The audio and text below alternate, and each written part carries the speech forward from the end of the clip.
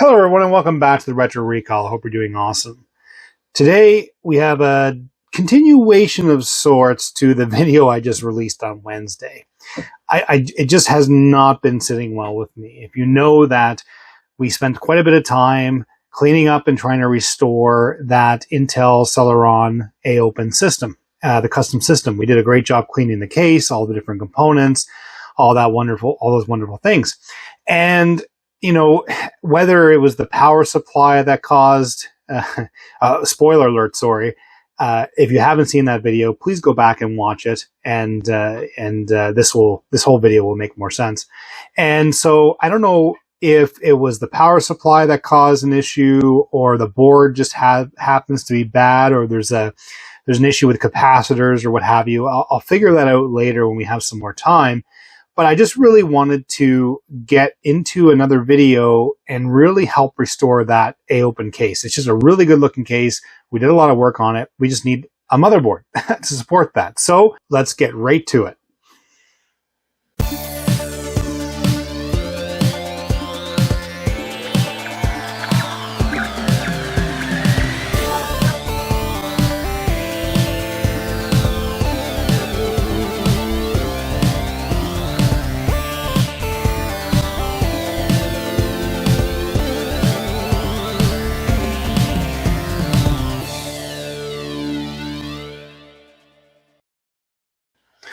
Okay, welcome back.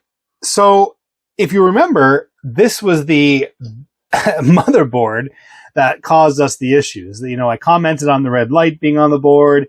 We were able to get it posted, you know, for one, maybe two tries.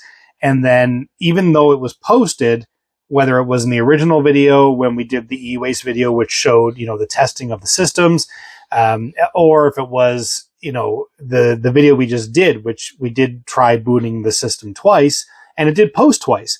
But each time I noticed that the actual hard drive wasn't spinning, so I thought it was a hard drive fault.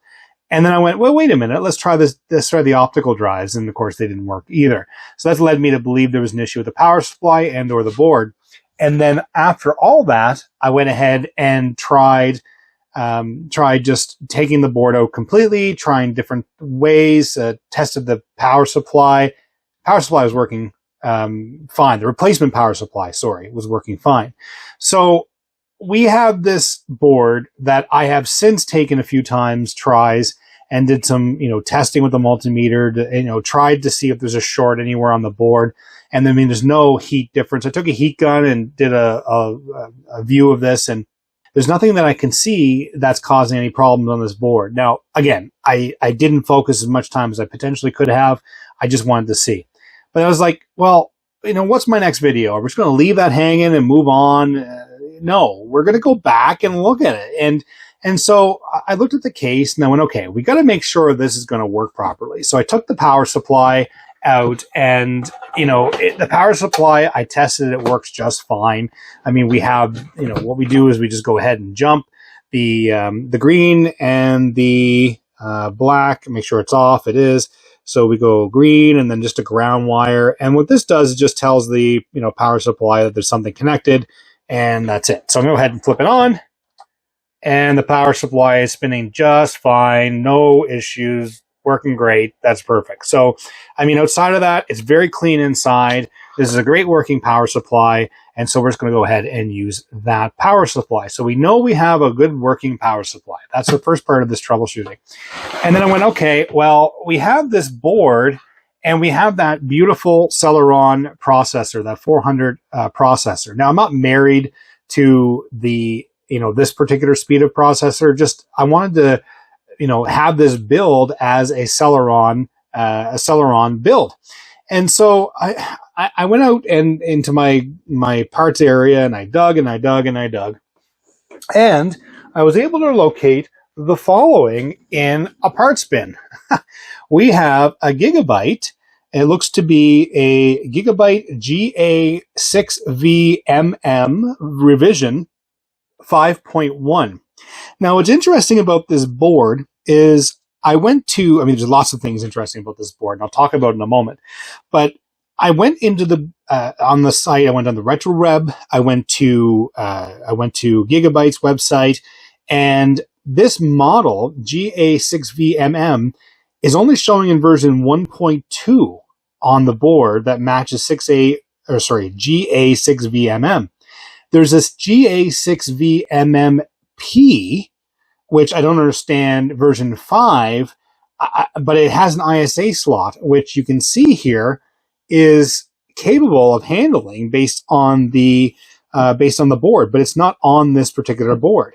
So I don't know at what revision is closest, but I was able to find a manual for this, a similar board that looked like everything else was properly laid out, and the chipset was similar. I mean, it did have a heatsink on the chipset in the newer or the different revisions, but again, I just found it really interesting that I couldn't find this. Even when I Google this board, I'm not seeing that exact information. So if you have any information on this board, feel free to send that my way.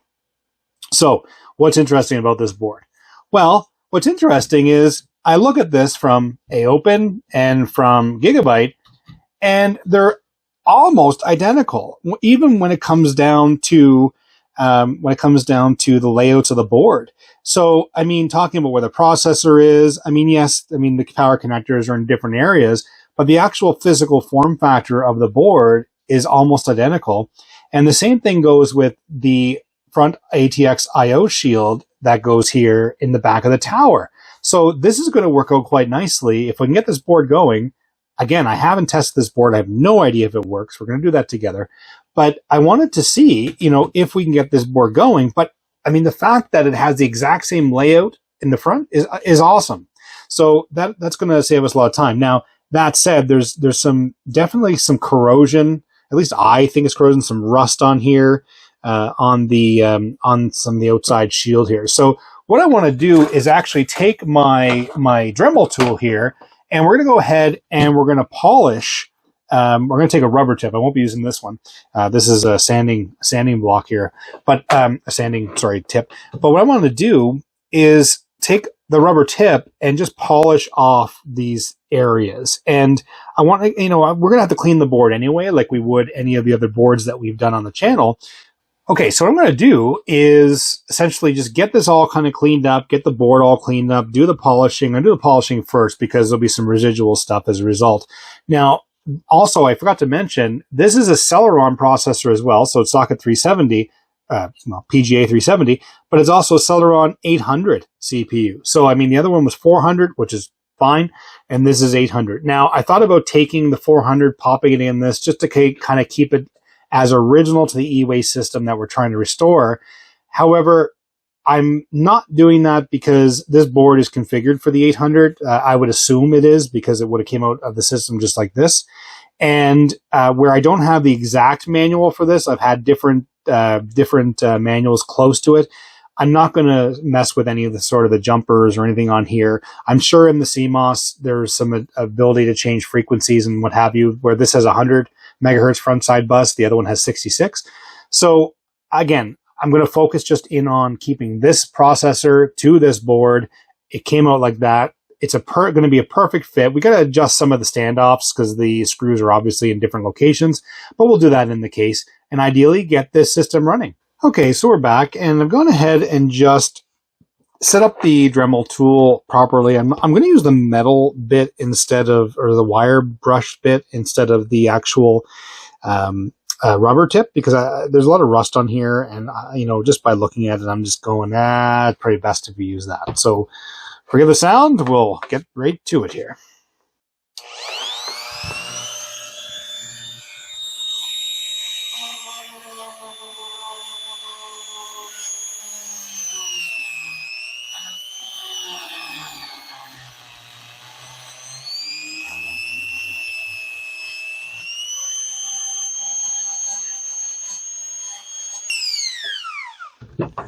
Okay, so we have a much better, get a lot of that crud off of the connectors there, which I'm happy about.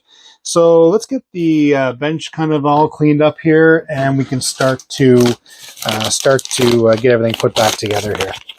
So we have our board, And we're going to go ahead and get our brush, our cleaning brush again, because we're going to get the dirt all off of the board, like we do in all of our other cleaning restoration videos. Just get all the dust bunnies out of here. Okay, so we have that all done, and we'll go ahead and pop in all of those connectors now.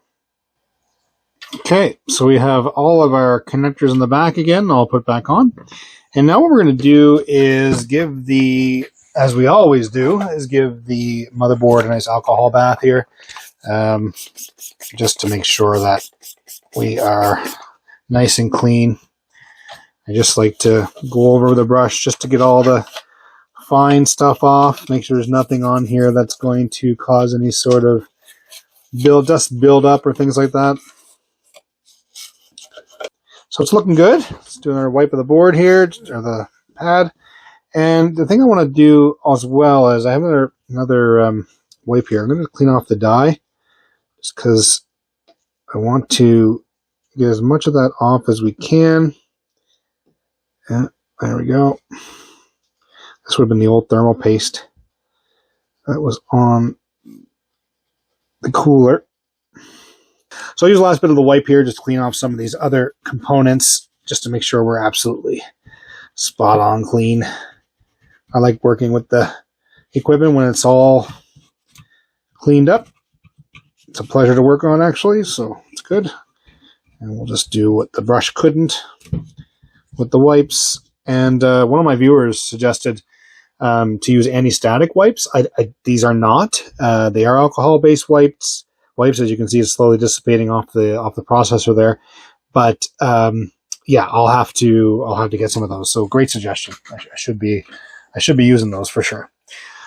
Okay, so we have our board ready to go. Yeah, so I'm just going to go ahead and get ready to prepare the case to put it in. I'm sure that some people are saying, well, let's do a bench test with it first to make sure, it powers up and all that good stuff. But hey, you know what? That's part of the adventure we're going to do together on this channel. It's fun. I mean, I could do that, but yeah, let's just get this. Let's get, where's your sense of adventure? Let's get this installed in the tower. I'm going to go ahead and prepare the bench now. And we're back with the bench all set up. So we're back with our beautiful AOpen KF45A case. This is the one that we were working on, hoping to get it all up and running. And of course, unfortunately, we weren't able to. So we're going to go ahead and just take a note of the actual motherboard here. So the I/O shield in the back is the exact same, so we're not worried about that. I was taking a look at the standoffs to make sure we are good when it comes to connecting. So those two are looking pretty good. And the other ones that I'm seeing, I'm just going to put this here just to be sure, but I'm seeing... yeah, I'm not seeing a standoff there where it needs to be. Let me just put this shield in just to make sure we're aligned. There we are. So I'm seeing 4 there for sure. 5 are lining up. So those are all lining up. The only one not lining up is this one right here, I believe. Yeah. So I'm just going to take that right out of there. And the fact I could take it over with my hands, that's a good sign.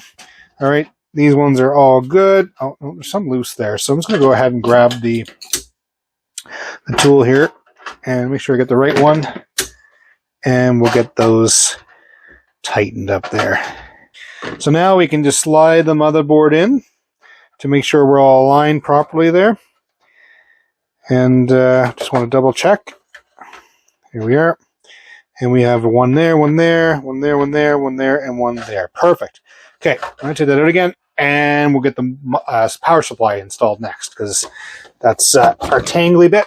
And, we know this one works. We've already tested it. Happy with the result. Saying that over and over again, but just want to make sure we are good to go for the install here. Now, just to make sure we get everything lined up with this one. And I also like doing this too in case I accidentally, might be upside down here. There we go. Yeah, I think it was just upside down. I like doing that because then if there's any issues with dropping it in the case accidentally, you never want to do that. But if you do, at least that way you have a little forgiveness with that. Perfect. Okay. Power supply is installed. We're good to go there. Pop that in. Just temporarily, I just wanted it out of the way while I work on the motherboard.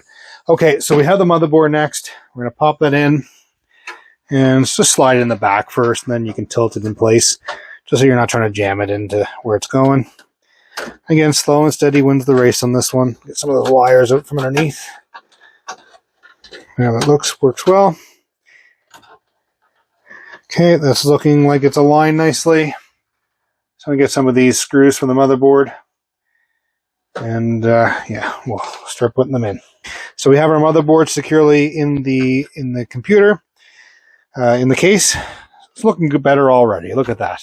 Hopefully we get this up and running as well. Okay, so we have our CPU fan all installed there, no problem. And we have the CPU cooler attached to the proper spot on the motherboard. Okay, so let's start populating this system again. So it does have built-on video, so I don't have a video card that's required for this.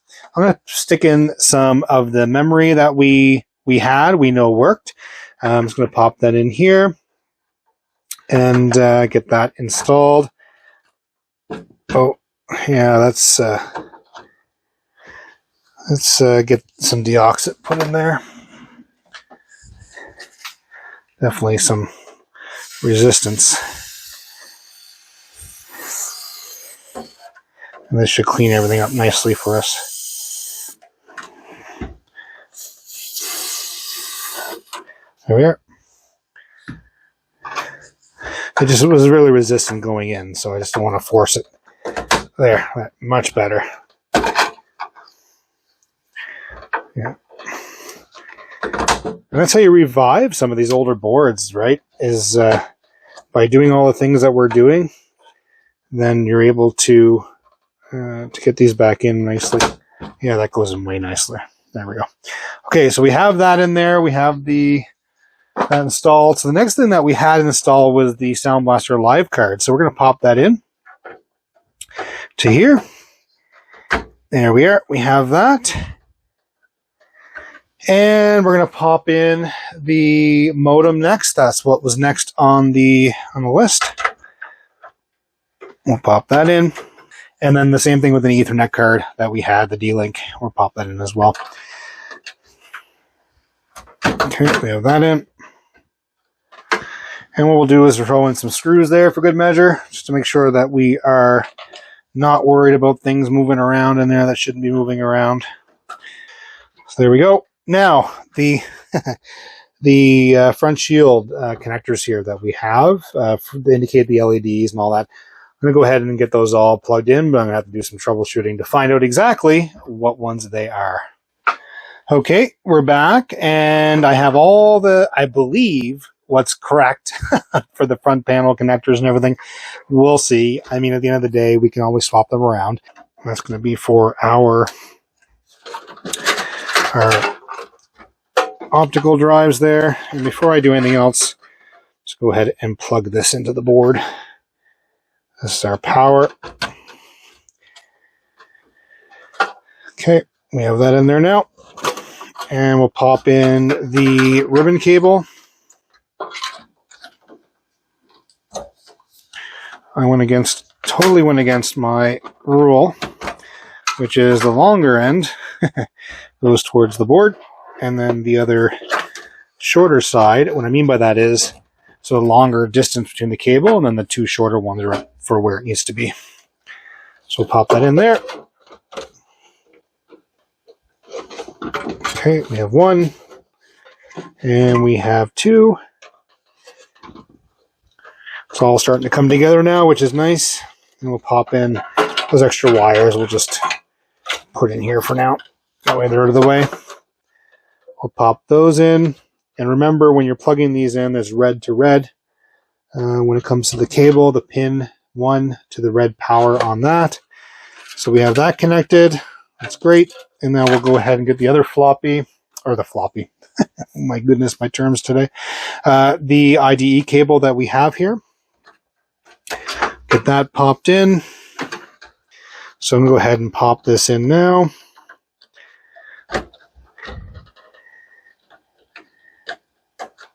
Here we are. We have the floppy in. And it's actually hiding the cable behind it, which is nice. So we'll take advantage of that, and we'll pop in the hard disk as well.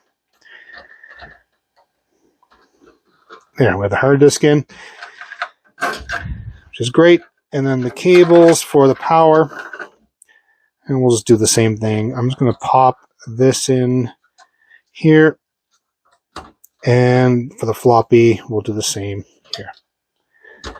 There. So we have our power connectors all connected. We have our IDE cable and our floppy cables all connected, the ribbon cables. We have our power to our board. We have our heatsink. We have our heatsink and fan connected.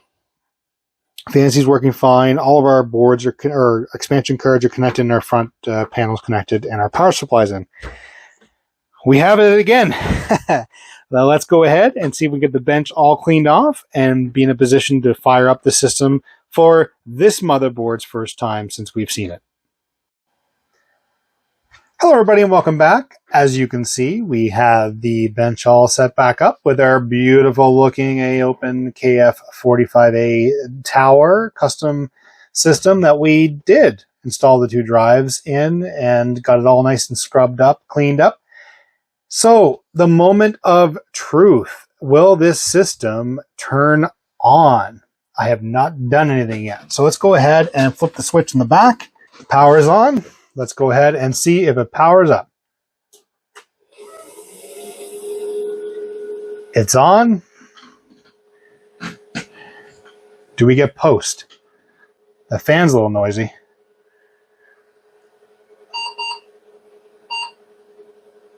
We have post.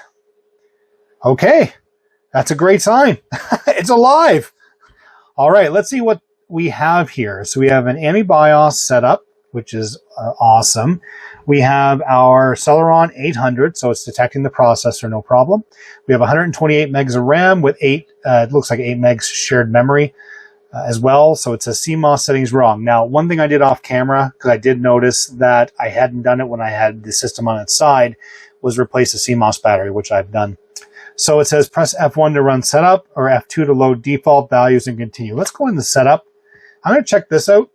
Oh, and we have full power to our drives. There we are. That's beautiful. And let's go IDE auto detection to make sure it detects our hard drive.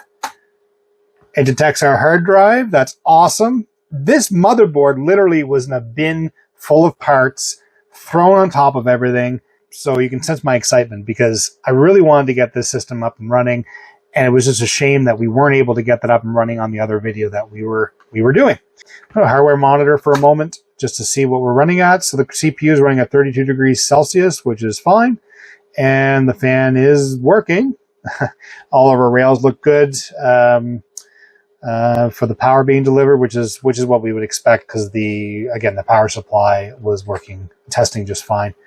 Now our integrated peripherals, we're going to go in here and see if we can shut off the audio. So it does have AC97 audio.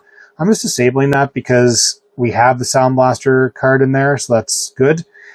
Our modem has an onboard modem as well. We're going to disable that because we do have the other modem installed. And I'm looking at everything else, and I think we're good there. So let's look at our standard CMOS setup again. We have our date all set. We just did that. It does show, it's showing as a, it's showing on the primary slave. Is that where it detected it earlier? Yeah, that's interesting. So I gotta get that changed over. I want the primary master to be that. So we'll do that here shortly. Let's go into our BIOS feature setup. So we have quick boot enabled, our floppy, then our, I like always doing this. I like doing the CD-ROM and then the hard drive. That way I can, boot an operating system or what have you. May as well do that right away in IDE 0 because it's going to be our primary drive when I get that fixed up. Everything else looks good there. Our chipset feature setup. So you can go in here and change your DRAM timing and all the different configuration for different areas of the board. We're not doing that right now. Power management setup, I'm going to leave that on for now the way it is. And yeah, I mean, this is looking pretty darn good. Yeah, this is just exciting. Exciting just to have a working completely working motherboard that I found in basically my parts bin that I had no idea worked. We didn't test it. All I did was test the power supply and rebuild the tower. So it's really good. So I'm going to hit save and exit, setup, and we're going to go ahead and get that hard drive switched over from slave to master.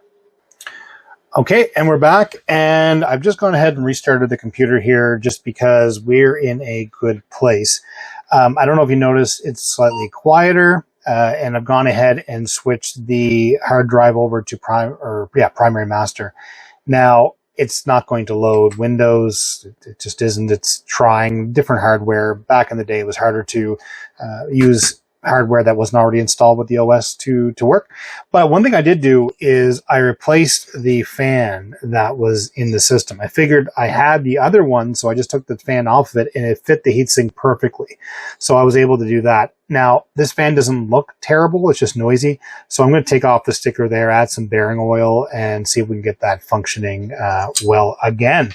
And the screws themselves are pretty rusty, so I'll get those cleaned up as well. So we now have a perfectly working, at least from what I understand and see so far, Celeron 800 custom PC with an AOpen case, which is great. And that's a Gigabyte motherboard that we replaced the AOpen motherboard with, which I'm hoping to eventually get working. I'm not convinced this is totally dead yet. My gut feeling it's a capacitor problem. I can't wait to hear the comments down below in my last video. Just where I'm filming this now, it's actually, the other video hasn't been released just yet. So we'll see if the comments align with my thoughts. Okay, so what I think we should do now that we have a working system is get an OS installed. Now, I'm going to pop in an additional 128 megs of memory in this. That way we'll have 256 megabytes. So let's go ahead and get this RAM installed. Okay, we just fired up the computer again. We have our Windows Millennium Edition all ready to go. Pop in our disk there, our boot disk, and hopefully it detects it. Now, I did add another 128 megs of RAM. There was an issue when I first put it in. I used some deoxit in the slot and it worked fine. Now, I mean, I could be installing Windows 98 Second Edition on here, potentially Windows 2000. I mean, this is, I believe, the system itself, the board and everything. The CMOS is showing 2001, I think I saw. And the CPU, I believe, was 2000. Again, not entirely sure, but I think Millennium would be great on this, at least in my opinion. I've never had problems with Millennium. I know I did an install video on that already. Go check it out. But again, I like doing this just because I love the operating system, and I think, yeah, it just brings back a lot of memories as well in this particular case, and having that installed. I've gone ahead and prepared the disk drive for the installation, so that it means that I've taken the 120 gig drive that was in there, and I ended up moving and getting it all ready and set up for the operating system. So I formatted the drive, partitioned it, and did everything I needed to do. Partitioned it and then formatted it to prepare it. So we're all good to go. So I have the Windows Millennium disk in there under F, and I'm just going to remove the floppy. We don't need that anymore. So F drive, and we'll go setup, and we'll set up the installation for the operating system. So as Windows Millennium always does, it does a nice check using Microsoft ScanDisk. That never gets old. I love watching the installation of the operating systems. Okay, welcome to Windows Me Setup, and next. Okay, so yeah, so we're here. We're going to go ahead and install this, and we'll be back when we get the operating system installed on the system to get all the drivers installed for any hardware we've installed on here. And if you haven't seen this setup already, I recommend you go see the Windows Millennium Edition installation video that I did on the channel already. So that way you don't miss out on any of the cool stuff that we do as part of the install. So here we go. And we're back to a fully installed operating system. And I use the word fully loosely because we have to confirm if all the drivers are installed for the operating system. And already I'm looking at this screen going, I'm not confident that the video driver installed for this. So we go to Properties under Device Manager. But before we do that, we see Windows Millennium Edition, Windows ME, registered to the Retro Recall, pretty awesome. Again, you should subscribe. Hint, hint. Under the computer, we have the Intel Celeron processor and 248 megs of RAM. We have 256 installed, but that's what it's recognizing it as. Device manager, we have our Ethernet controller, input controller is what it's registering as, and multimedia audio device. So under our CD-ROM drives, we do detect both CD-ROM drives, our CD-ROM and our burner. And display adapters is just your standard adapter. So I'm going to have to go and get some drivers for this motherboard because the drivers are attached to that. And in terms of our multimedia audio device, that's going to be our Sound Blaster Live disc, which we do have. So we'll get that installed. And our Ethernet controller, of course, which is our D-Link. And our input controller, which I'm curious what that is registering as. It might be the modem that we have. Again, I didn't know the brand of the modem, so if that's going to cause us any headache, I'm not interested in getting that 100% going. But again, we'll get the other ones installed. So let me go ahead and get some drivers, and we'll get the system all set up. And here we are. We're going to install the Sound Blaster Live installation CD. Now, I did receive a request from one of my viewers to archive this disk and put it on archive.org. So I do plan on doing that here probably over the weekend. So stay tuned. You'll see that listed there, and I'll post it in the comments as well. So go ahead and install. We're just going to go ahead and install just the Sound Blaster Live value, just because I'm not going to go ahead and do too many tweaks with this. And it's installing the live setup. Now, this should be pretty straightforward. Yeah, you know what? We'll install all this good stuff there, no problem. And it's good to have the DOS support as well, just in case we decide to do any sort of DOS gaming on this PC. And I realize I'm installing this first and not the video graphics. I just realized that now. Just because it would have been good to see this in the better quality, but hey, you can't win them all. So we're going to continue on with this installation. I just love how fast this computer is. Running Windows Millennium with 256 megs of memory and the Celeron 800 CPU. And just look at this case. I just love the look of this. I mean, this screams retro PC. I just love it.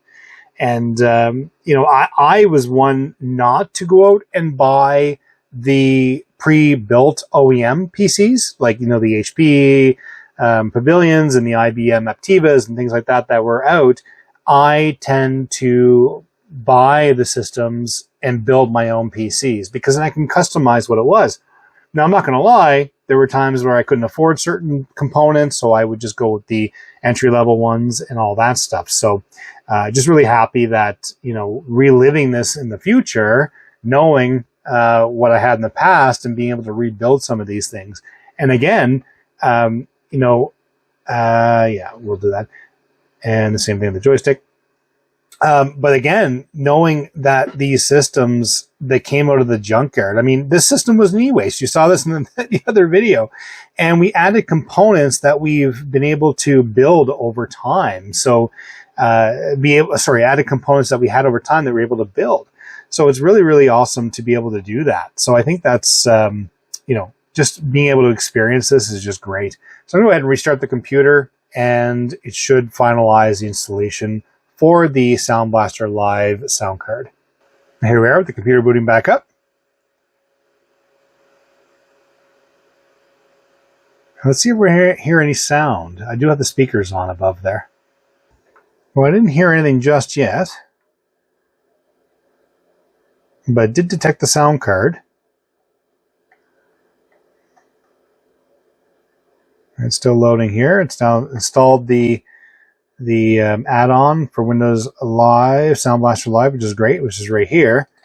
And we have the sound applications installed. Let's go ahead and just go into Control Panel real quickly and see if there's any sounds there that we can access. So I'm just going to go ahead and switch to all Control Panel icons and go under Sounds and see if we're able to play anything. So I'm not hearing anything there.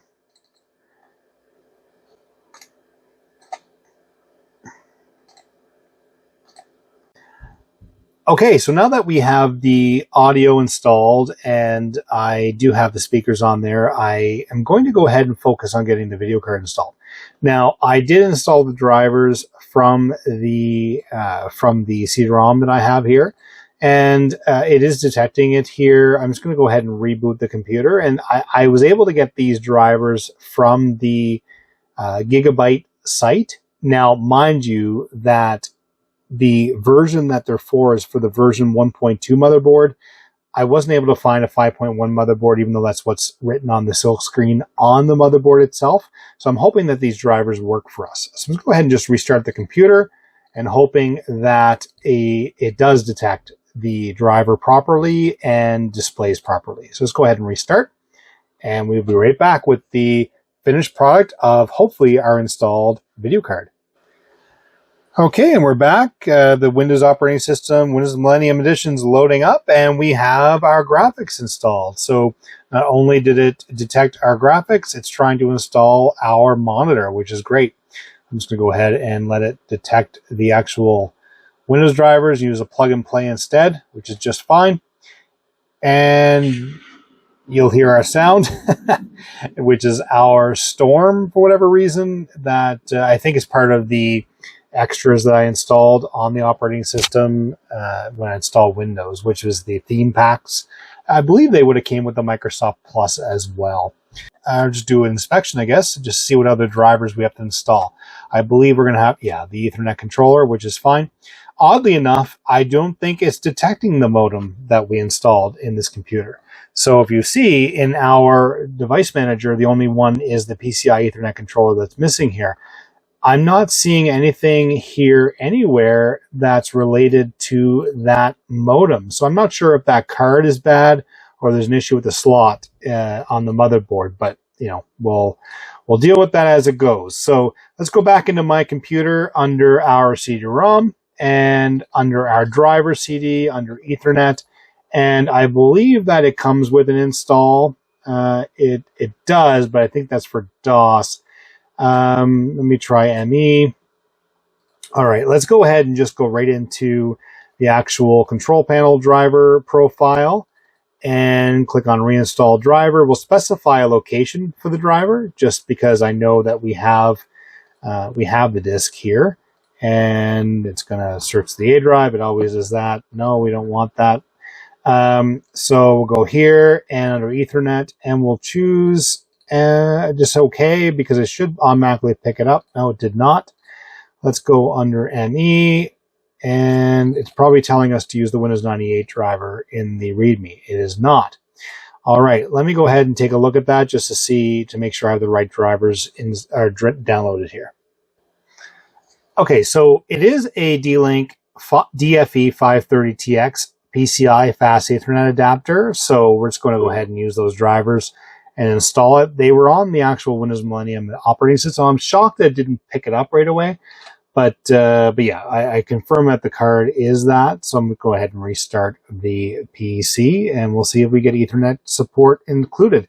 Okay, so we're back, and we have all the drivers installed on the computer. We have our sound card drivers, we have our Ethernet drivers, we have our VGA drivers working well, which is awesome. So let's go ahead and just, change this back to Windows Millennium, get that installed. Yes, we'll enable it. And here we are, all restored. So think about where we came from. This was a system that we found in e-waste as part of our e-waste series. We were able to resurrect it from the e-waste grave and get it all set up and cleaned up and ready to go. Now, we did run into a hiccup. We did have an issue with the motherboard. And the power supply, actually. The power supply had some issues as well.